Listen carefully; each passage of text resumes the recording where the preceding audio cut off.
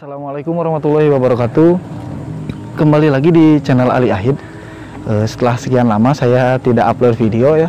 Mohon maaf kepada teman-teman sebelumnya karena kesibukan pekerjaan yang tidak memungkinkan untuk membuat video di rumah. Soalnya saya kemarin setelah dirumahkan karena pandemi itu, alhamdulillah sudah ada kerjaan lagi, tapi posisi kerjanya di luar kota ya, di luar provinsi. Makanya untuk peternakan puyuh saya kembalikan, saya percayakan ke bapak saya di rumah untuk perawatan dan segala macam keperluan ternak puyuh di handle oleh bapak saya.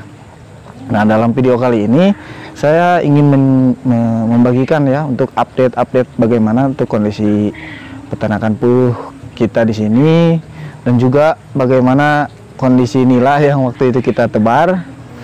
Nah, yang pertama kita mulai dari puyuh. Untuk puyuh kita masih berjalan, tetap berjalan. Hanya saja untuk sekarang karena pandemi ini untuk pembibitan kita stop dulu. Karena untuk permintaan telur sekarang ini sedang susah. Di sini itu karena kita konsumen utama kita itu kebanyakan para pedagang-pedagang yang menjual makanan-makanan di sekolah dasar ya, seperti papeda gitu yang berbahan dasar telur puyuh. Tapi karena selama pandemi ini sekolah online ya dan tidak ada tatap muka di sekolah, maka banyak pedagang yang berhenti berjualan.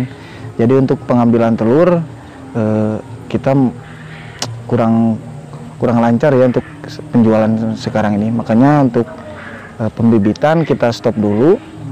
Setelah kemarin kita 1 bulan kemarin itu kita sudah akhir beberapa ratus ekor puyuh ya. Jadi sekarang untuk peternakan puyuh kita ini hanya tersisa sekitar yang produktif itu hanya sekitar 500 ekor. Jadi untuk produktivitas telurnya sehari-hari paling hanya sekitar 430 butir per hari. Dan juga untuk kondisi peternakan puyuh sekarang ini sedang sulitnya itu karena harga pakan malah ikut naik ya. Jadi saat pandemi seperti ini harga pakan naik, peminat turun. Nah, kita sebagai peternak harus memutar otak agar bagaimana kondisi seperti ini bisa kita lalui. Jadi untuk saya mensiasati kondisi seperti sekarang ini, untuk penjualan telur kita sekarang tidak hanya menjual telur mentah. Kadang kita jual juga untuk telur yang sudah direbus, kita titipkan ke pedagang-pedagang yang mengambil makanan ya. Di sini suka ada yang menjajakan makanan-makanan siap santap seperti itu, kita titipkan untuk telur rebus. Dan juga untuk sebagiannya kita sedang proses dalam pembuatan telur asin puyuh, agar nanti produk yang kita jual itu tidak hanya telur mentahnya saja, jadi bervariasi agar memikat para konsumen. Selain itu, selain bagaimana kita mengatasi cara kita menjual telurnya, saya juga mensiasati untuk pakan. Di sini kita sudah hampir 3 bulan ya, hampir 3 bulan jalan kita tidak hanya menggunakan pakan murni. Jadi sekarang kita mulai mengoplos dan kita sudah menemukan alhamdulillah formulanya. Jadi untuk produktivitas telurnya hampir sama dengan bagaimana kita memakai pakan murni dari pabrik. Nah, untuk videonya nanti kita akan share bagaimana takarannya, bagaimana kondisi puyuh setelah kita beri pakan oplosan ya.